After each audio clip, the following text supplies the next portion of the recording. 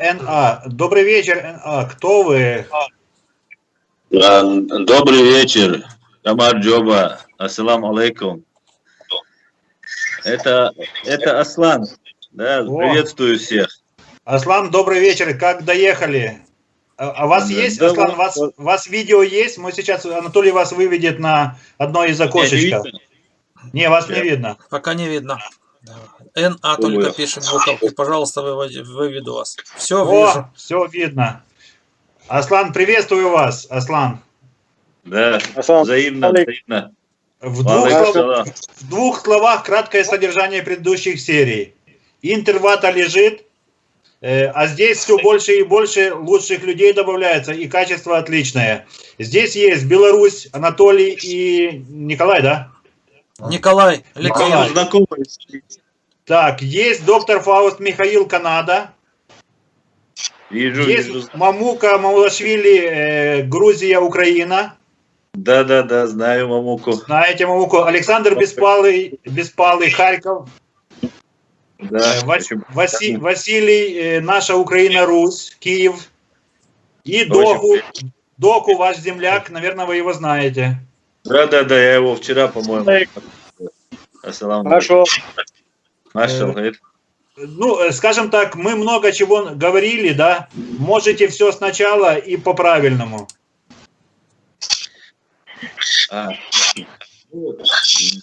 Сегодняшняя ваша тема обсуждения 23 февраля, депортация, да, так называемая депортация. Я по этому поводу хотел бы вот что сказать. Депортация – это перемещение, насильственное перемещение лиц с одной точки, с одного места в другое. И это не является как таковым преступлением. Депортация может происходить по разным причинам. Но это 23 февраля, и это очень важно, потому что мы чеченцы, все это всегда называем депортацией. На самом деле это был геноцид под видом депортации. Это убийство, массовое убийство по этническому признаку, расовому, национальному признаку под видом депортации. То же самое происходило в Украине. Тот же Голодомор, это был голод не искусственный, да, Сталину и правителям России всегда хотелось дружить, общаться с Западом, иметь от него технологии, быть принимаемым в мире, но при всем при этом уничтожать свой народ, держать свой народ в подчинении, в запугивании, переплавка шла людей, и для этого производились массовые уничтожения целых народов.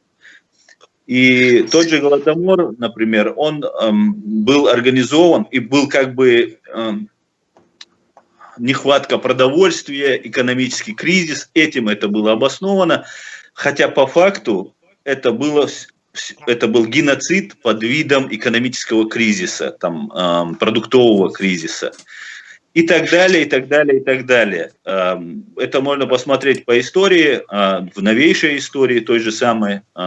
Например, сейчас в Чечне, в Первую войну они боролись, это называлось восстановлением конституционного порядка. Да? И для Запада это озвучивалось именно так. На самом деле, опять же, это была война и геноцид.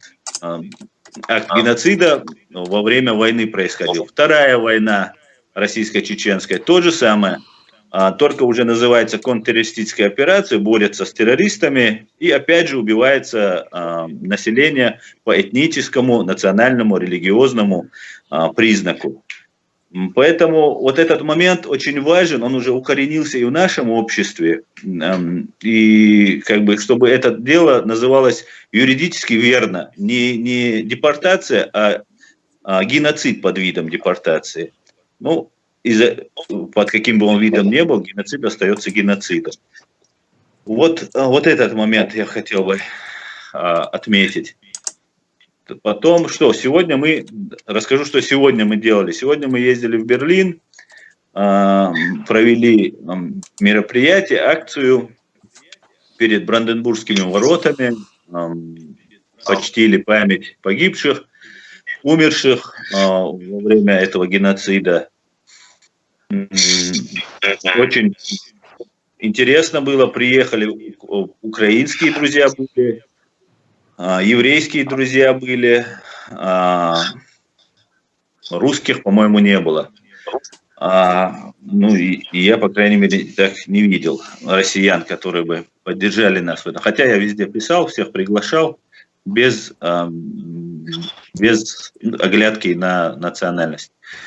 Может, им стыдно быть русскими сейчас? Ну, может быть, в какой-то степени стыдно. Например, Игорь Эйдман, который сегодня был, он еврей, но он россиянин. И ему не стыдно, мы были много раз вместе на акциях, он поднимает российский флаг рядом с нашим с ичкерийским, и ничего, мы сосуществуем, очень неплохо, поэтому, ну, так-то если посудить, то и чеченцев, наверное, может быть, должно быть стыдно, если исходить из того, что есть некоторые люди, которые разговаривают на чеченском языке и ведут себя не очень хорошо. Это кадыровцы. Это не чеченцы. Так. Совершенно. Ну, также есть и украинцы, которые оказались коллаборантами. Ну, поэтому... Коллаборанты есть везде. Да. Извините, а это хохлы, а не украинцы. И не украинцы. Извините, пожалуйста. Да, я полностью с вами согласен. Что кадыровцы, ну и так далее. А потом поехали в мечеть. Там наших гостей мы накормили. Там садака было. По мусульманскому обряду это пожертвование, там кормят мясом обычно это бывает. Ну вот только приехал, только добрался до дома, и вот вы, милости, выходи на связь. Я тут быстренько собрался, вот как и вышел с вами на связь. Ну, надеюсь, вы не пожалеете, Аслан. Надеюсь, вы не пожалеете, потому что это здесь сейчас не так сегодняшний стрим, как заклад какого-то фундамента, да, межнационального общения про адекватных сил, про думающих сил. Да. Мы здесь сейчас вот так потихонечку, я рад, что я к этому имею какое-то такое косвенное или другое отношение. Поэтому... Я бы сказал. Ну, вас все искали, и милиция, и полиция, и пожарные. А Ангелы Меркель мы писали лично вас найти. Поэтому вам доложили, вы все правильно делали. Вы делаете огромное дело, ребят, потому что мы находимся сейчас в тяжелейшем сейчас положении. Дока сейчас в эфире показывает свое лицо, я представляю, я знаю, по себе знаю, что это такое.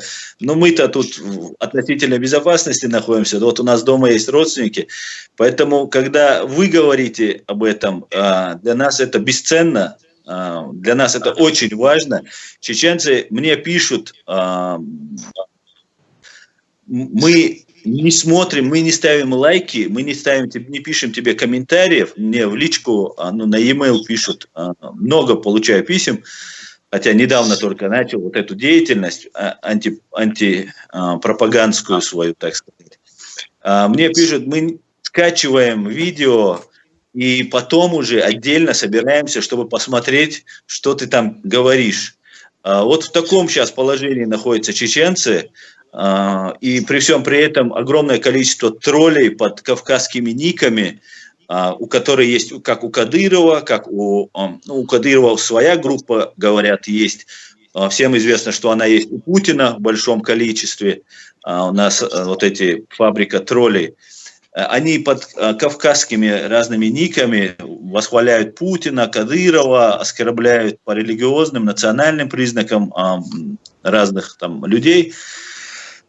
И нам сейчас, в принципе, тяжело, как даже труднее, чем когда шла там активная фаза боевых действий, когда чеченцы, воюющая часть чеченцев отвлекала на себя вот эту орду, вот эту силу, и все велось против них. Но сейчас настало время, когда вооруженное сопротивление, оно закончилось, оно ослабло, сошло практически к нулю в самой Чечне.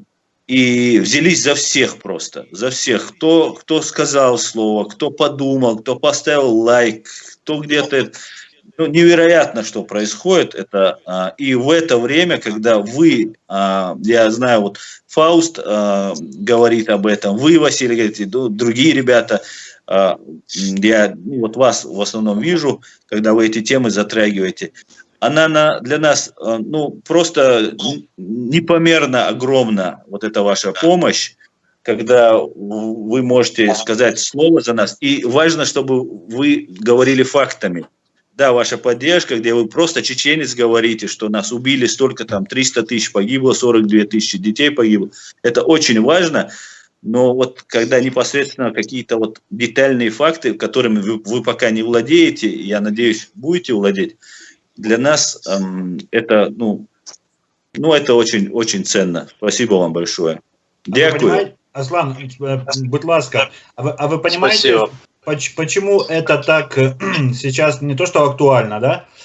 Вот я тоже относительно недавно этим блогерством занялся, тоже на почве этой всей информационной войны.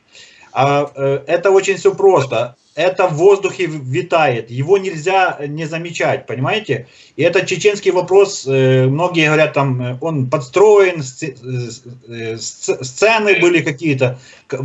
Как можно в чат-рулетке сделать сцену, да? Как можно в чат-рулетке договориться? Да. Поэтому этот вопрос летает в воздухе, и я вижу, что мы, украинцы, не то, что не всю информацию получали, мы ее вообще не получали объективную, правдивую. Я не говорю уже за белорусов. Мы же уже протрезвели потихонечку и проснулись. Белорусы вот пока два только вот проснулись, и то как бы сейчас вот тоже прозревает от этой всей информации. Потому что вот на сегодняшний день это такая народная дипломатия, такого по телевизору не покажут. Такого не покажут по каким-то другим пропагандистским каналам. А вот так сейчас смотрят просто 125 человек, на секундочку, 125. Но завтра это видео пойдет в массы, и я знаю, что такое сплоченность вашего народа. Завтра это все разрежут на цитаты, поставят в WhatsApp все группы, которые есть. И вот, не нужно быть на Первом канале или на канале Прямый, чтобы это все вот так рассказать. Чечня, вот она играет роль катализатора процессов сейчас. Чеченская история, чеченская судьба, потому что это настолько свежее еще. Есть еще люди, которые живы, есть свидетели этого всего. Это очень важно донести, чтобы как можно больше людей знало об этом, помнило. И создайте музей, создайте что-то, куда вы сможете привести и показать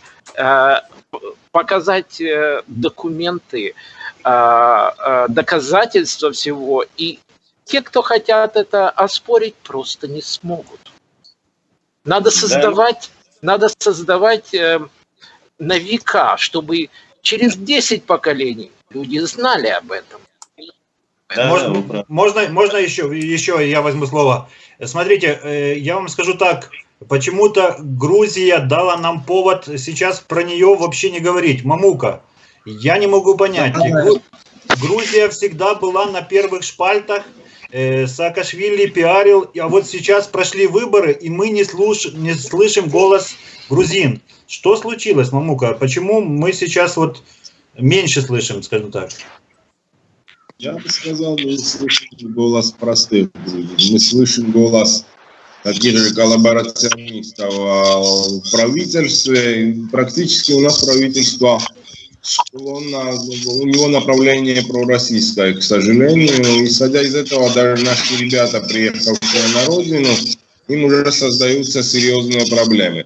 Вот смена, так сказать, политической власти, она перешла вот такую непонятную для населения фазу.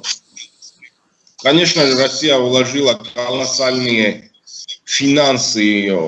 Меня слышно? Да, хорошо слышно. Да. Россия вложила колоссальные финансы в выборы в Грузии, чтобы, так сказать, провести партию и политиков, которые ей нужны для осуществления своих коварных планов, я бы сказал. И мы получили вот такое никакое правительство. Я больше никак их не могу назвать, потому что сегодня, вот в данный момент, идет ползущая оккупация, вы понимаете, да, что значит этот термин, и власти на это не реагируют. Обычные студенты, доктора, представители разных профессий стоят на линии соприкосновения и практически голыми руками борются против вооруженных людей. Каждый день вот по дому, по два попадают под линию оккупации. Вот, если это не увидеть собственными глазами, очень трудно передать. То есть пол семьи и пол дома могут оказаться по одну сторону, а по другую члены семьи, понимаете? И, к сожалению, это сегодняшняя реальность 21 века, на что не реагируют ни международные организации. Про мировую общественность я буду молчать, потому что при агрессии в Грузии мировое сообщество, так сказать, согласилось об этом не говорить. Для того, чтобы Россия была приятна, понимаете? Мы получили эффект такой же в Украине спустя несколько лет. Я имею в виду последнюю агрессию 2008 года. К сожалению, и Запад, и европейские страны промолчали про то, что реально произошло в Грузии в 2008.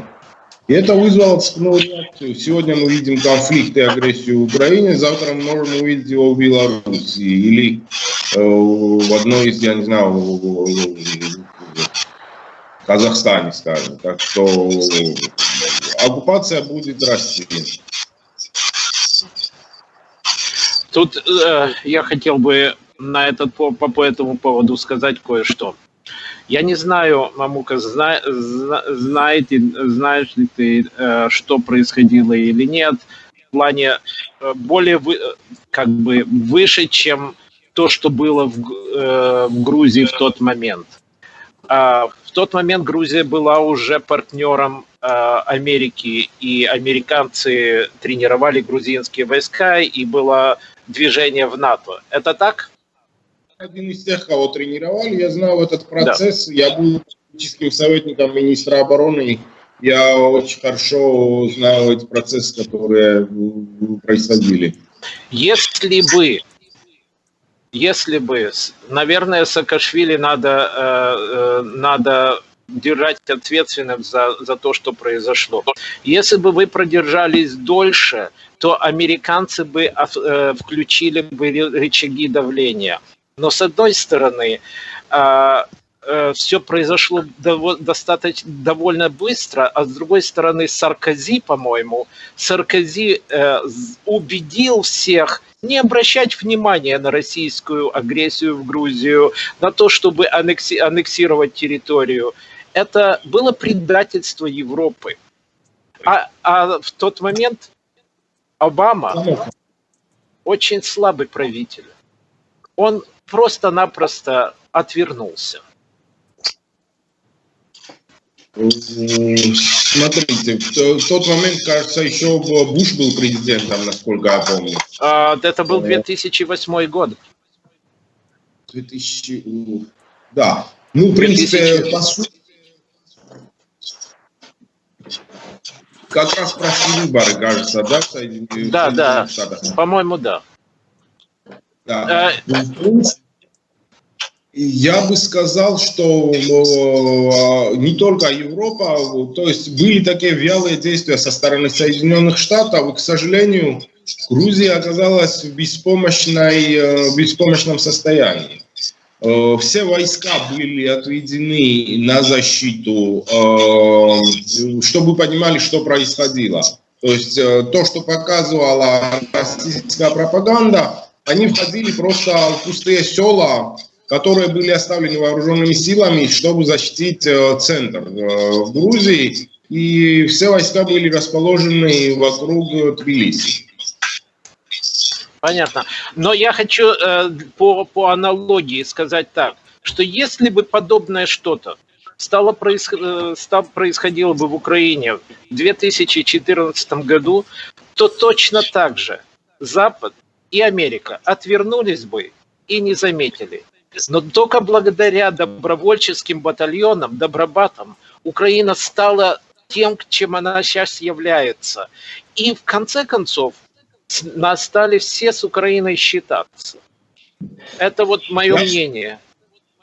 Вы абсолютно правы. И, к сожалению, это добровольческое движение начало подавляться. И дошло до того, что практически добробаты сейчас уже не существуют, включая нас. Но вы вошли в ВСУ, правильно? Часть ВСУ сейчас добробаты. Смотрите, не все так просто. То есть мы вошли в ВСУ, и господин Муженко сделал все, чтобы нас дискредитировать и просто оттуда прогнать. Ребят, будущих на контракте. Это не люди, которые воевали как добровольцы. Это люди, которые подписали контракт с сбройными силами. Их просто посадили на поезд и отправили в Киев, понимаете? К сожалению, это дошло до того, что вот такие вещи начали происходить. Это основная масса, я не имею только грузинский легион, но очень много добровольческих батальонов, которые практически на первом этапе войны отстояли суверенитет Украины. Никто это признавать не хочет. Это все знают. Мы здесь знаем это. Извините, можно вставить свои 5 копеек? Я хотел бы вставить свои 5 копеек по поводу того, что вы сказали, что если типа добробаты и так далее. Да, я это все понимаю. Вот Аслан, например, он в курсе, да, как происходили события в Чечне. И в Чечне практически все, кто вышел с оружием, без оружия, с коктейлями Молотова, буквально пацаны выходили, Аслан в курсе. Ну, многие чеченцы в курсе, я сказал бы даже 100% в курсе, что выходили добровольцы, были буквально 100% вышедших были добровольцы, понимаете? То есть количество людей, соответственно, были волонтеры, да, но было мало волонтеров, очень много людей повыезжало из Чечни, понимаете? Сам факт того, что добровольцы есть, понимаете, он еще ничего не решает, если нет поддержки народа. Понимаете, когда кто-то появляется, который начинает лить воду, грубо говоря, на мельницу твоего врага, понимаете, это всегда тяжело. Понимаете, у вас много, это во-первых. Во-вторых, в Украине могут, в принципе, те, кто желает взять оружие и встать на оборону своего государства в Украине, понимаете, если их выстрелить, они просто шапками закидают российскую армию. Понимаете? А в отличие от них, мы, чеченцы, например, и грузины, да, мы не могли бы собрать такого огромного количества добровольцев, которое может собрать Украина. Понимаете, добровольцы не все решают. Правда, да, вот было такое понятие, вот Аслан не даст соврать, что первую войну выиграли одиночки, да? Аслан, помнишь, да, такое я говорил? Вот первую войну выиграли одиночки. Ребят, доку, я прошу прощения. Ребята, к нам сейчас присоединился Куат. Это Казахстан, город Петропавловск, Куат. Салам алейкум. Ассаламу алейкум. Камеру свою немножко поставь, чтобы лицо было немножко твое видно. Анатолий, выведите, пожалуйста, Куата на какую-то центральную роль. Хорошо, сейчас выведу. Куат – это активист в Казахстане, очень проактивный, проказахский, уже и блогер. Куат, приветствую вас. Не знаю, следили вы или не следили за нашим стримом. Сейчас здесь сформировалось просто бомбезное собрание и аудитории, и людей. Беларусь, Канада, так, Австрия, Грузия, Украина, Германия. Кто там еще? Вот и Казахстан. Салам алейкум, Куат.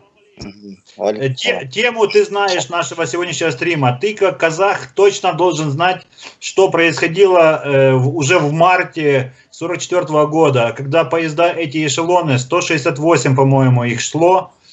Что тебе рассказывали, с кем ты как бы эту информацию откуда получал? Поделись, пожалуйста. Ассаламу алейкум, рахматуллахи ва баракатуху. Ну, во-первых, всех приветствую, мира всем. Спасибо.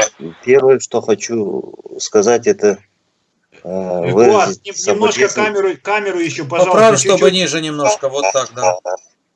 Доку, мы просим прощения, что мы вас прервали. Ну, вы потом не забудьте договорить эту мысль. Уже глубокая ночь в Казахстане, поэтому, Куат, спасибо большое, что не спишь. Мы тебя планировали вообще на старте добавить, но все легло. Слава богу, Анатолий подстраховал. Да, Куат, не буду перебивать. Первое, с чего хочу начать, это выразить соболезнования чеченскому народу. Спасибо. Как бы в Казахстане это во всех областях, как бы все читают молитвы, в мечетях это знают, потому что по статистике 600 тысяч чеченцев было вывезено, из них 30-35% умерли по дороге, и когда, то есть до 1949 года они умирали просто. В 1949 году это остановилось, статистика. Потом пошло в рост. Это в Казахстане. Теперь чеченцы были расселены по 16 регионам Казахстана, в 16 областях. В 16 областях их приняли, поэтому они жили с нами. Ну, знаете, наверное, когда всех их погрузили, когда был там паника, один чеченский аксакал сказал, ну, крикнул, что туда, нас везут туда, где есть Аллах. То есть нас не везут туда, где нет Аллаха, Аллах везде. Поэтому слава Всевышнему, что они попали на казахскую землю своим братьям-мусульманам.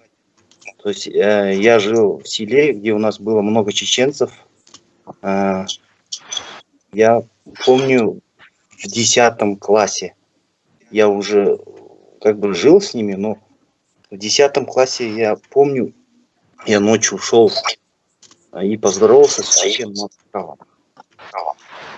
Я еще удивился. Я поздоровался, сказал ассаламу алейкум. И он со мной начал на казахском разговаривать. Потом я его спросил, интересно, то есть у нас русская школа, как бы все на русском было. Ну, я с деревни, я на казахском мог, и он на казахском. Это я вот сейчас, потом я спрашиваю, Аксакал, вы на казахском говорите? Он говорит, я с приходом в Казахстан сразу научился. То есть сейчас молодежь этого не понимает, говорит, все говорят на русском. Но я обязан знать казахский, так как они меня приняли. Ну, я сейчас молодежи это рассказываю, то, что тогда не было казахских школ, но аксакалы, чечены, все говорили на казахском языке. То есть сейчас у нас не то, что чечены, сами казахи не знают своего языка. А тогда вот было такое сложное время, но все равно они знали этот язык, поэтому сейчас у нас такая же диаспора, ну, очень большая диаспора, много чеченов. Никто не хочет с Казахстана уезжать. То есть был отток в 1963 году, когда им разрешили уехать. Кто уехал, а кто остался, как бы живут здесь. Также они граждане Казахстана. Ну, я вот сегодня даже в мечети звонил, обзванивал, они как бы собирают, отмечают. На севере их много, вот как Читав, Кустанай, Атбасар, Астана. Там они зикр делают, как бы это освещается, по всем нашим каналам про это говорят. Как бы вот по официальным каналам это все говорится, освещается, воспоминание идет. В интернет-ресурсах тоже про это много говорят. Короче, 23-е, как стараемся от этого отойти, как от советского праздника. Поэтому до сих пор так же живем. У меня друзья, одноклассники чеченцы. Поэтому как бы судьба так в самый момент, даже вот когда война была, уже в 90-х годах, я знаю, много чеченцев у нас лечилось, в больницах было, поэтому коротко так. Куат, как у вас 23 февраля? Празднуют сейчас как День защитника или еще что-то? Да, к сожалению, у нас общество разделилось, то есть ватная часть празднует, то есть официально даже День комсомола по Казахстану в Алмате во Дворце спорта отмечали, то есть была большая поддержка, приехали с России, раздавали медали в ЛКСМ, поэтому вот это противоборство ваты и вот сильное, вот вчера, например, в большом торговом доме в Алмате, французский дом, там повесили большой плакат 6 на 3 метра, там написано 23 февраля, День морского флота, и сразу в Фейсбуке везде шум поднялся, это что, в центре Казахстана, ну, на юге Казахстана такой. Через час подогнали грузовик, все это порвали экраном, убрали. Буквально вот вечером все им повесили, 8:30 уже его не было. Поэтому вот этот как бы навязывание идет, но и ответка как бы идет. И, кстати, у нас официально был подписан указ о национальной валюте, и там с национальной валюты убрали, теперь не будет на русском языке дублирования в национальном, то есть надпись, если написано 500 тенге, на русском не будет написано 500, будет только на казахском. И просто это как бы через 2 дня официальный МИД России, кто-то там вопрос задал, она говорит, мы не будем вмешиваться, это внутреннее дело Казахстана. Ну, вот как-то вот такие. Теперь по фильму «Зулмат». Да, кстати, по нему тоже МИД официальное обращение пошло, то, что голодомор в Казахстане, сейчас в Центральной Азии, они непосредственно Казахстан не говорят, а говорят, что в Центральной Азии пошла плохая тенденция, что это не голодомор, а это был просто засуха, типа, ну, природный голод.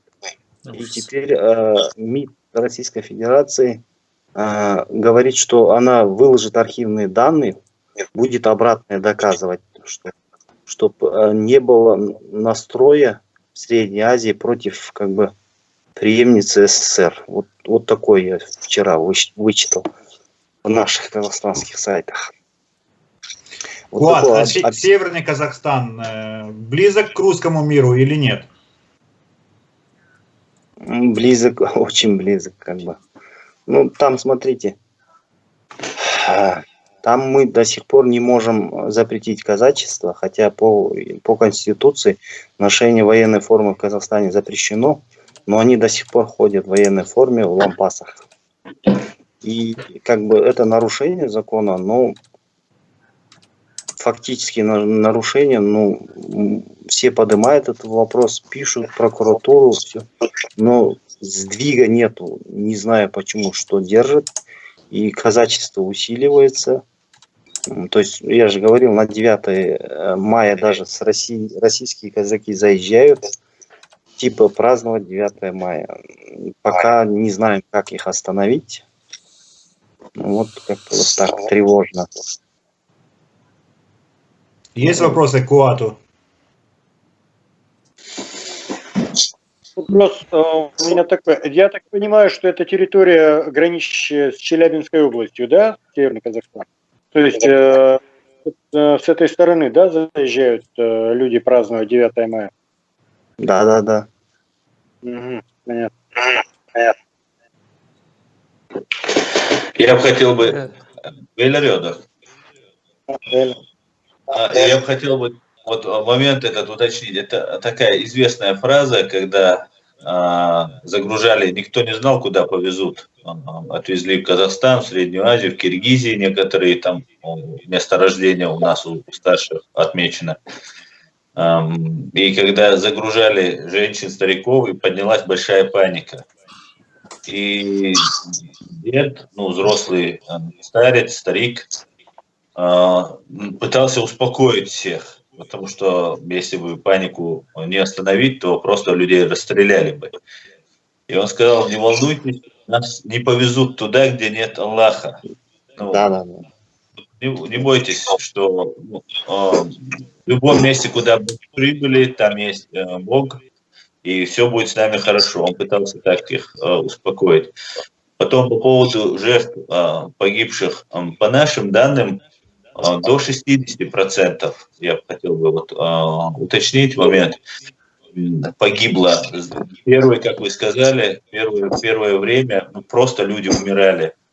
Раз наша тема, вот именно сегодняшняя тема депортации, геноцида под видом депортации чечено-ингушского народа, хотел бы историю рассказать, одну, которую мой отец рассказывал. Когда туда люди приехали в первое время, их местное население, которое там в Киргизии, в Казахстане, предупреждали, скажу так, первое время рассказывали наши старики, они не видели детей местного населения. И им было очень интересно. А их выселяли в поле, там, кто рыл землянки, кто там в коровниках поселял, там, этих колхозных.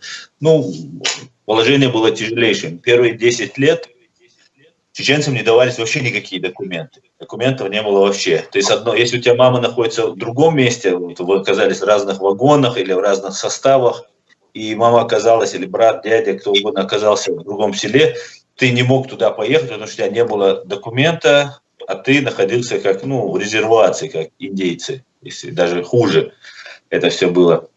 И первое время очень много людей умирало от холода и от тифа. Мне отец, мы буквально недавно об этом с ним говорили, он сейчас, когда ему сейчас уже 70 лет, начинает вспоминать все это. Он в детстве мне это не рассказывал, а сейчас одно и то же, именно эта тема его, видать, это детское воспоминание, очень сильно вспоминаются.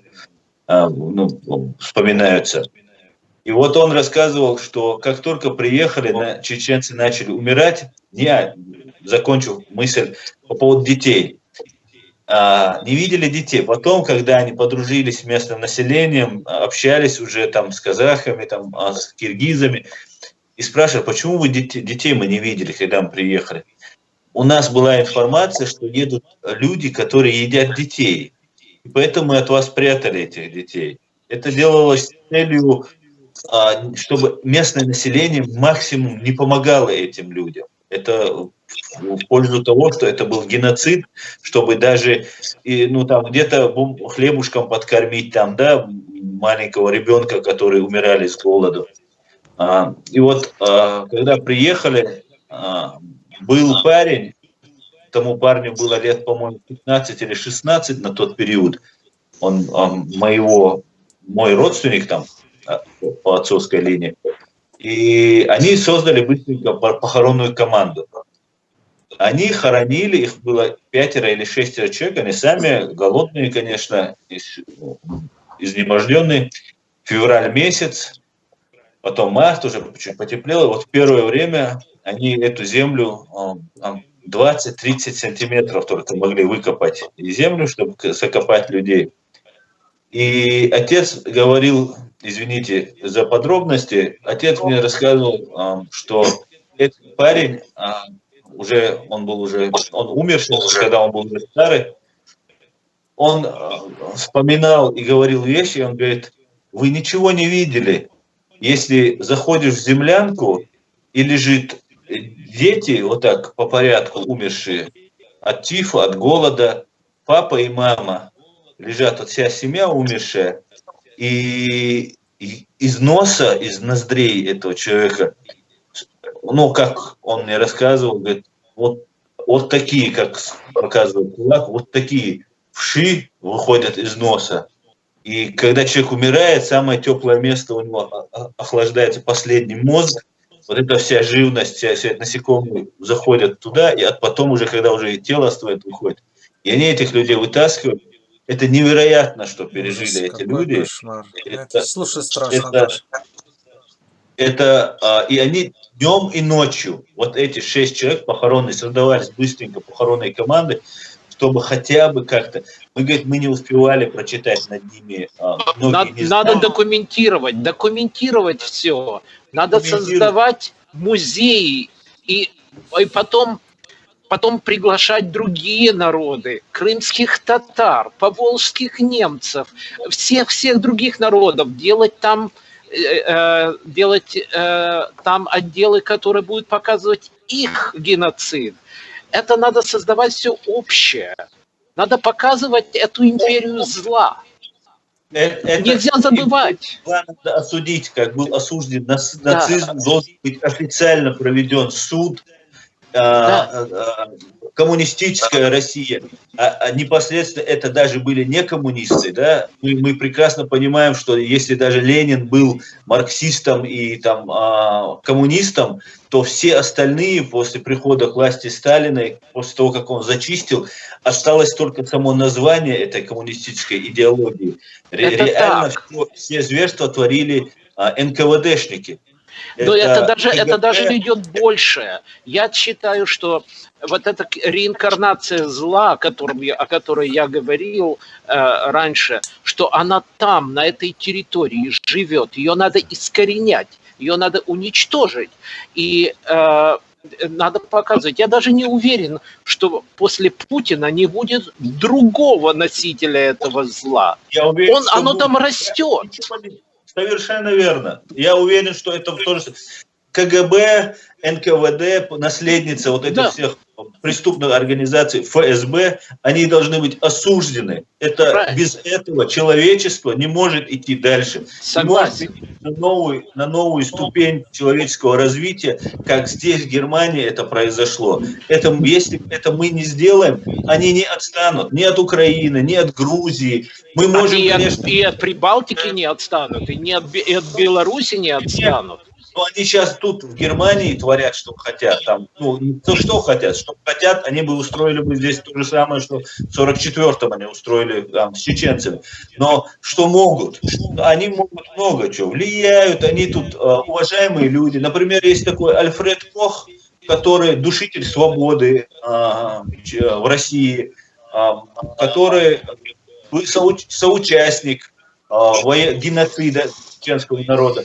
Он проживает у нас тут на Западе, в Баварии, наворовав огромное количество денег, получив за то, что он задушил свободу, живет, рассказывает, как чеченцы устраивали геноцид над русским населением в Чечне, что абсолютный КГБ, ФСБшный миф. Это фейк.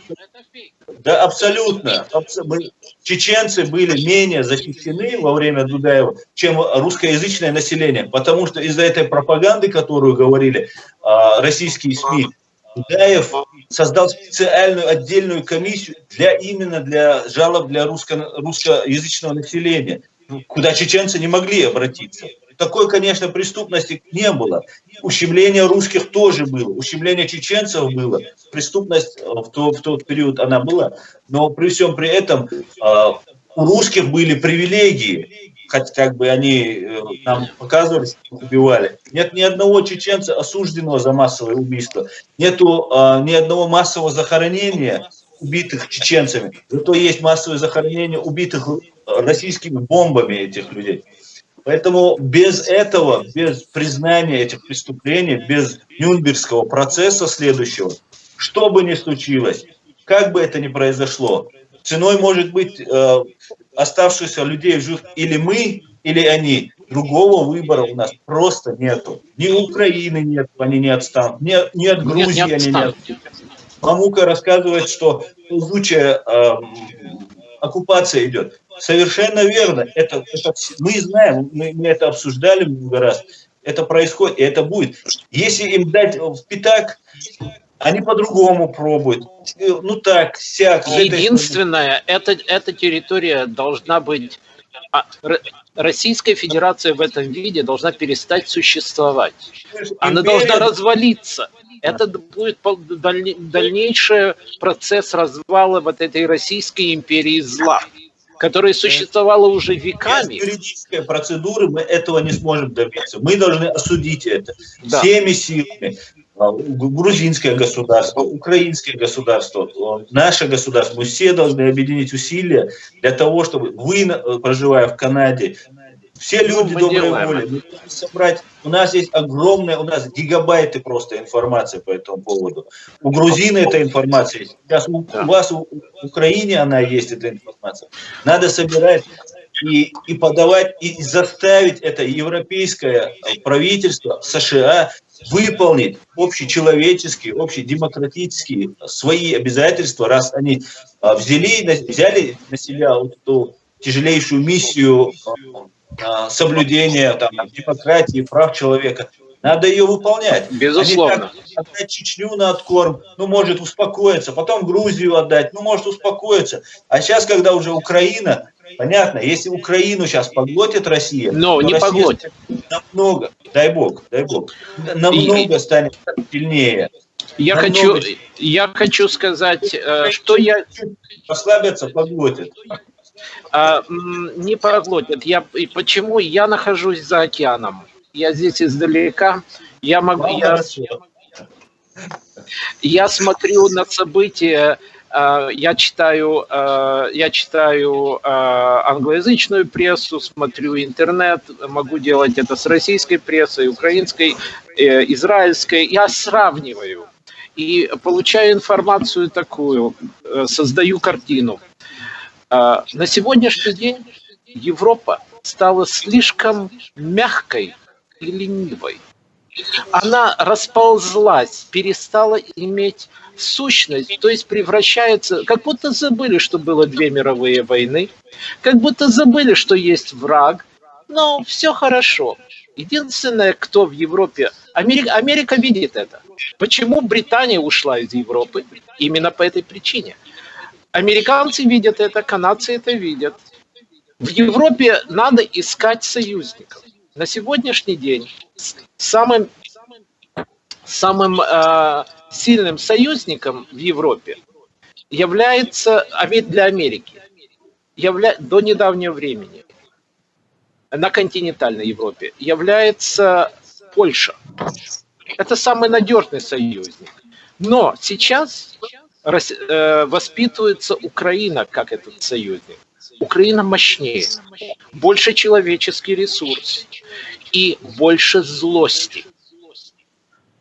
В Польше больше спеси. Это традиционно. А в Украине больше злости. И поэтому Украина будет как бы армия и милитаризация Украины как государства будет развиваться с точки зрения именно защищать Европу от орды орков с востока. Это функция Украины.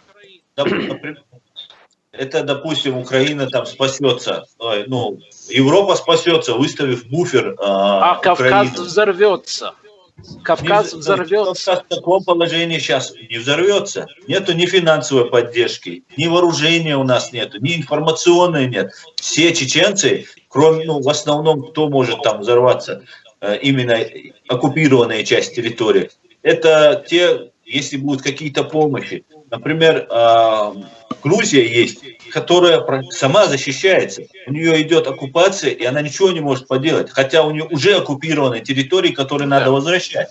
И не имея возможности, то же самое, если сейчас оставить как есть, Украина останется в том, что да, будут стоять украинские парни, гибнуть, и ну, Европа дальше будет торговать с Россией, проводить северные потоки 2, 3, 10 и так далее. Это мы по Северному потоку можем поговорить.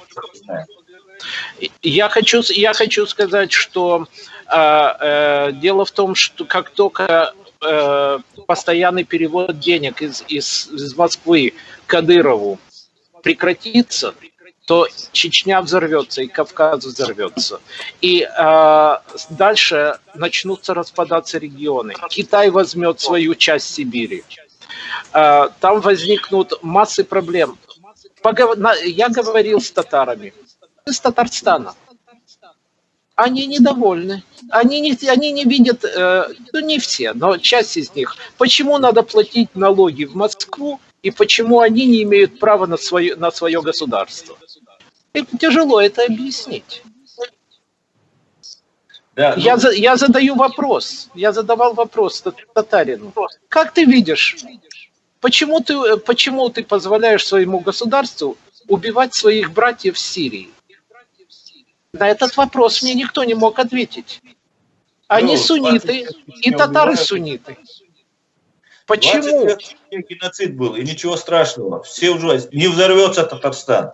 Уважаемый Павел, не взорвется. Я не знаю. Дело в том, что за 2 года до распада Советского Союза никто бы никогда не сказал бы, что этот монстр рухнет как буквально в течение нескольких месяцев. Ну, давайте исходить из того, что этот монстр, в принципе, рухнул не только потому, что там были какие-то внешние факторы, они, конечно, сыграли большую роль, но из-за того, что внутри захотели изменить. Если бы верхушка не хотела бы перейти от коммунистической экономики или там, социалистической экономики на рыночную и завладеть всем имуществом, накопленным Советским Союзом, а дальше удерживать, они тоже, вот эти генералы КГБ, которые были у власти, они захотели стать полноценными олигархами, чтобы они дворянством, как сейчас говорит об этом Патрушев, говорил об этом Патрушев, и это способствовало. Теперь этого уже нет. Они уже владеют имуществом, не как генерал, который владеет... И где это имущество? Это имущество на Западе. Ихние дети, ихние жены, ихние бляди, все на Западе. Совершенно они верно. здесь. Не все на Западе. Не все, тоже надо особо не расслабляться по этому поводу, потому что некоторые есть в офшорах, некоторые есть в Китае, в арабском мире, ну и так далее. Плюс есть очень хорошо замаскированные деньги, которые уже легализованы, их уже никак нельзя вернуть. Плюс внутри России есть огромное имущество. Есть, но они не хотят жить в России. Они посылают своих детей учиться в Лондон. Что англичане делают? А мы вам визу теперь не дадим. Уезжайте в Воронеж. Друзья, Доху мы тогда на полусловие прервали. Если можно, давайте дадим слово. Да, Доху, конечно. Никак не... Пожалуйста, Доху. Нет, дело в том, что то, о чем я говорил, да, имеет немаленькое продолжение. Да, ну, в свете того, что вот сейчас вот обсуждалось, да, вот тоже очень интересные вопросы, я считаю, тоже очень важные вопросы. И по поводу того, что дети в Англии и так далее, что там Россия... Вы говорили, кстати, по поводу того, что Англия, в принципе, поэтому и отсоединилась, да, что Европа мягкая. Тогда напрашивается вопрос, за каким, спрашивается, Англия принимает детей тех же правителей, которые ведут себя по отношению к Европе так, и Англия только из-за мягкости Европы по отношению к тем же правителям. Понимаете, в концах там можем много перетягивать одеяло, да, каждый на себя. На самом деле, просто-напросто я не считаю, что Америка, Европа и Англия, что они ведут себя как-то жестко по отношению к России. На самом деле. По поводу того, что Чечня взорвется. Понимаете, был такой момент, когда еще Кадыров-старший был живой, и он выступал на передаче НТВ, он сказал, когда ему Рогозин, ну, который больше всех кричал на этой передаче, предъявлял, Руслан, наверное, помнит эту передачу, по крайней мере, в YouTube есть эти видео, когда Рогозин предъявил к старшему и говорит, вот мы, Центробанк России выделяет вам огромные средства и так далее, куда вы их деваете? Кадыров-старший ответил, оставьте нам нашу нефть и наши налоги, и нам больше не нужны деньги от Центробанка России. То есть нам не нужны деньги России, мы сами отстроим свою республику. Когда он это сказал, он, в принципе, подписал себе смертный приговор, и как следствие через пару недель, когда там 9 мая его Понимаете, то есть это как бы одно связано с другим. Вот. То есть Россия воевала, она в принципе начала войну из-за нефти, которая нужна была России, которая дороже российской нефти. И тут Кадыров-старший заявляет, что оставьте нам нашу нефть и наши налоги. Извините меня, если Центробанк России перестанет перечислять деньги Чечне, Чечня не перестанет существовать. В Чечне есть нефть. Подразумевали... Я совсем это не имел в виду. Я имел в виду... Чечня будет как-то отдалиться от России, и тогда Россия действительно потеряет Чечню в этом плане, да? Ну, как бы Чечня сама себя в состоянии прокормить свой газ, своя... Я не имел в виду о Чечне, я имел в виду Кадыров. Перестанет существовать кадыровская власть, потому что все всплывет и все вспомнится. Ну, понимаете, все знают, люди все знают. Точно так же, как каждый украинец знает о Голодоморе. Точно так же, как каждый чеченец знает, что дорога от Чечни до Северного Казахстана была утеряна чеченскими трупами. Понимаете? Точно так же балкарцы, точно так же крымские татары. Понимаете, мы все знаем. Вы говорите о музее, понимаете, где мы будем организовывать эти музеи. Хорошо, это вопрос. Можно скооперироваться, да, и где-то, допустим, либо на территории Германии, либо на территории Австрии организовать музей, да, найти фотографии, их полно, найти документальные факты, найти те же фотографии убитых чеченцев, да, которые прикапывали по всей железной дорогой, по которой их везли в теплушках. Понимаете, моя матушка тоже была, кстати, вот говорили здесь по поводу того, что казахский язык изучать. Моя матушка до сих пор говорит на казахском языке, ну как бы она его знает, я имею в виду. Вот. Очень много людей было погибших, понимаете, все эти факты собрать и организовать где-то музей сложно, понимаете, вот здесь вот где, в самой Чечне он должен быть, по идее. Он в Чечне сейчас быть не может, он будет в Чечне, когда Ичкерия будет свободной, он будет. Когда будет, да. Тогда да. Во время войны в Чечне, вернее, после первой кампании в Чечне был создан музей возле кинотеатра «Юбилейный». Там была когда-то художественная галерея. Вот там вот сделали музей, то есть памяти геноцида. Первой чеченской кампании, да, и геноцида и так далее. Вот, Аслан, я не знаю, этого или нет. Я был просто в этом музее. Вот. Фотографии наших героев и так далее. Все, вот, понимаете, поэтому говорить о музее сейчас в Украине, да, в Украине это нужно сделать, и нужно это поставить на такую широкую ногу, понимаете, чтобы весь мир просто хотел приехать в этот музей, посмотреть, понимаете, приглашать людей со стороны, приглашать инвесторов, понимаете, приводить эти факты. В Украине возможно, это возможно. Пример Израиля, это самое. Пример Израиля показателен. Я уже приводил, есть музей Яд Вашем. Но для этого Израиль должен был создать свою государственность, свою сильную армию, и теперь он может говорить об этом. По поводу Голодомора.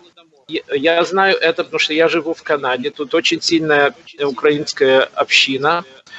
И здесь у меня дети учились в школе здесь. Здесь в школе проводятся уроки Голодомора. Рассказывают, показывают фильмы. Детей это шокирует. Все знают о Голодоморе. Здесь есть музеи, выставки. Никто никогда не прекращает говорить об этом. И подобные вещи стали происходить в Америке.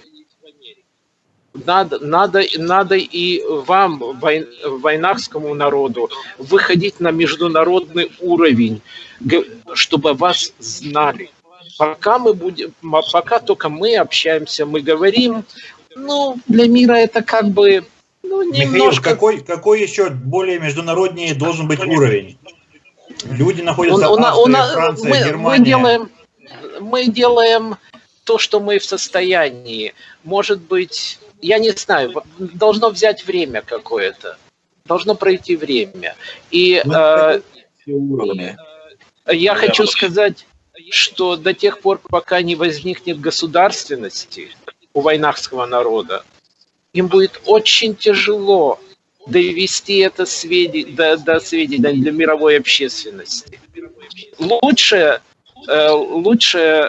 трибуна, наверное, будут международные организации, как ООН, как ОБСЕ, как, я не знаю, ЮНЕСКО, в конце концов. Это культурное наследие. Пожалуйста, говорите о культуре вайнахского народа. Она есть. Есть язык. Есть свои поэты, есть писатели, музыканты. Это народ. Почему о нем никто не говорит на международном уровне? Вот в этом на сегодняшний день даже без военных действий можно создавать, надо расшатывать вот эту империю зла.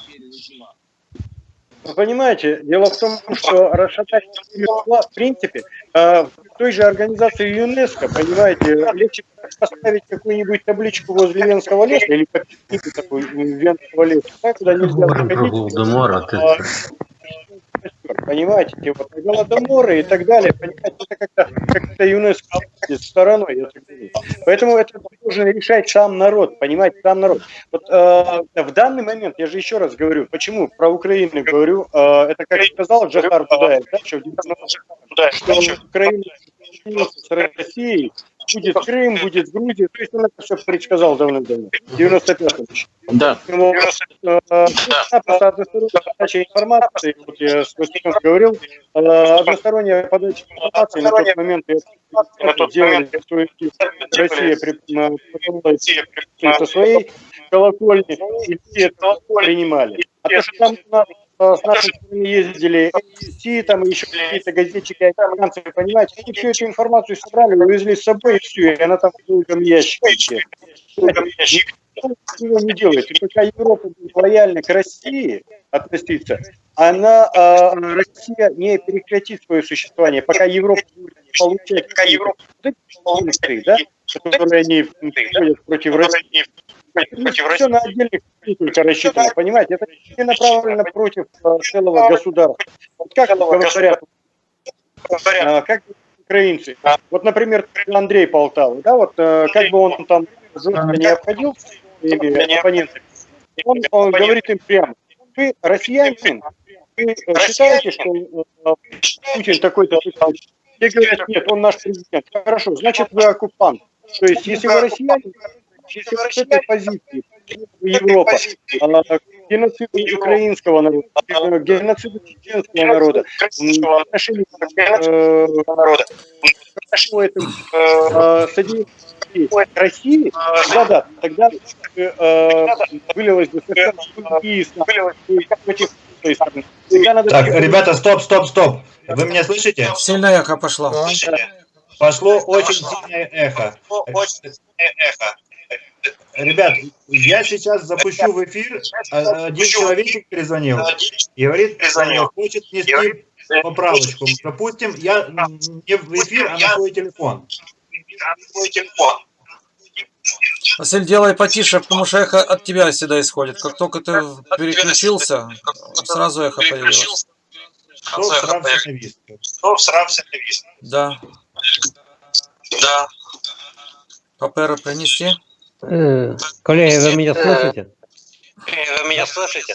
Да, Василий, говорите, я пока свяжусь. Хорошо чути мене? Что ты? Я бы хотел возвратиться. Помните, говорили о том, как казачки заезжают в северные районы Казахстана? Что я имел в виду? По всему периметру Российской империи они везде пробуют слабые места. И где слабее, там и продавливают. И параллель хочу еще провести. С тех пор, когда Московское царство начало расширять свои территории, этот геноцид был применен ко всем народам, которые они шли и завоевывали. Начиная от Казанского ханства и дальше, и на север, и на юг, и на восток, все стороны. Потому ихняя многолетняя история геноцида против всех народов, которые окружали их со всех сторон, это надо засудить, об этом надо говорить, чтобы весь мир слышал и знал. Это все народы попали под эту раздачу. И вот мы, вот эти народы, которые доктор Фауст говорил, евреи, украинцы, войнахи, крымские татары и многие другие народы, которые попали под эту раздачу, мы об этом постоянно должны говорить не только 23 февраля, а время от времени поднимать эти вопросы и давить на свои правительства, на свои элиты и делать все, чтобы об этом слышал и знал постоянно весь мир.